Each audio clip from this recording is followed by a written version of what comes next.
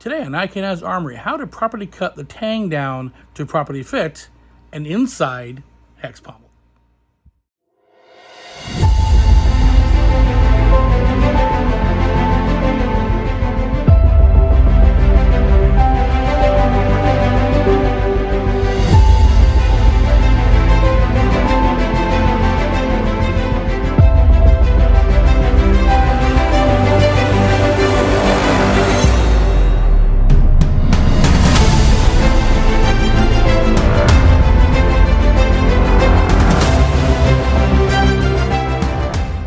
Okay, so here's how we put it on. The problem we have is with the depth of the grip. The distance from the nose of the grip to where the nut sits is not a uniform grip from even the same grip from size to size.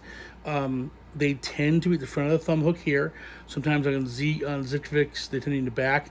But you need to measure them because even if I took a second of this grip from the same casting set, they're going to shrink at slightly different rates, and this distance may be a little different, and it may make an impact on how you fit the grip. So everything's a very individual thing with me. I do not cut to a uniform length.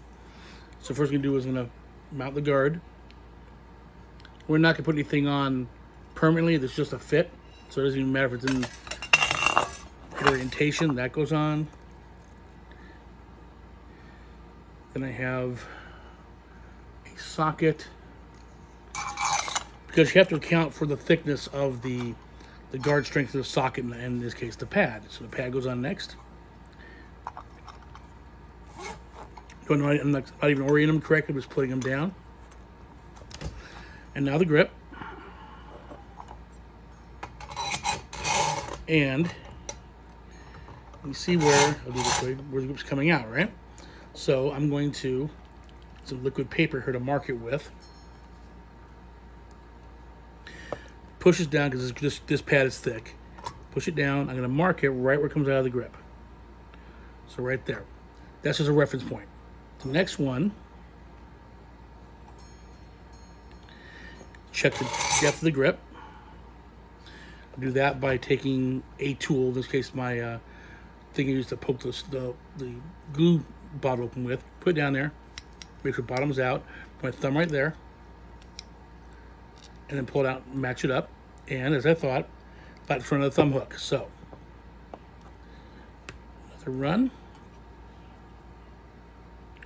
Put this down, push it down, front of the thumb, I'm saying back, front of the thumb hook, right about there. There's my second mark. Yeah, front. And now I know where the opening is, where the shelf is down here. You can barely see it. So now I take my nut, put it so it's even with the bottom mark, which you really can't see from this camera angle. Put a mark about halfway up the nut. So for reference, that's where the mark is on that tang. And that's where I'm going to cut it. It's okay to cut a little bit long.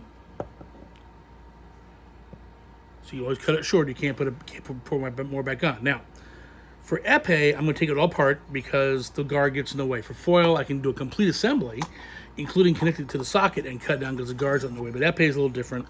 It's got to account for that. So that comes up this.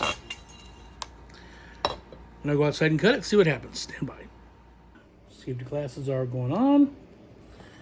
Let's cut this with my little cutting tool I did earlier. Cuts me right there. There's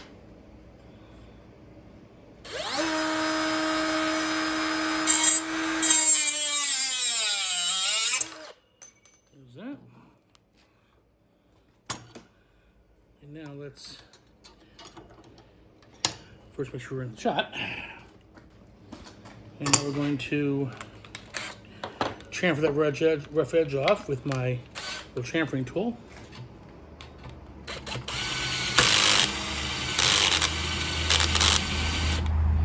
Use that. And then see if the pommel nut will go on if I get a little more processing on it. There's the nut.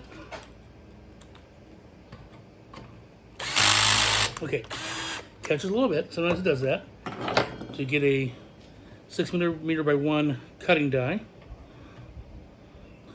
Chase the threads. It's usually just the very top that gets it because it's a little rough. I can feel it right now. Oops. Get in there.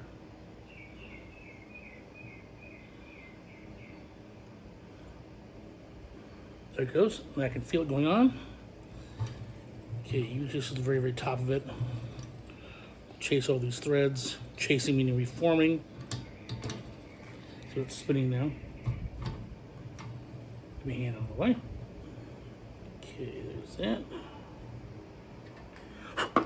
One more try. There it goes. Okay. And now, a test fit.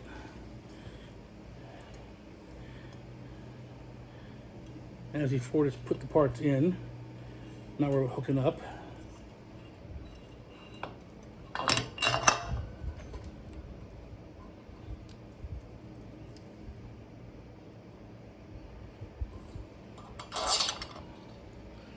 After a while, you get more used to this. You get more confident with the length you're cutting. That works out. Okay, washer. Looks good from here. Survey says. Okay, that tightens up. I have plenty of room above the top of the nut, so I can finish the hand crank.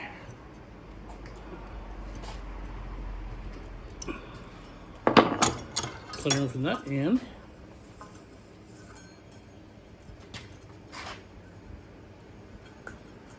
nice and tight. Now, as you cut the tang for an inside hex pommel, happy armoring.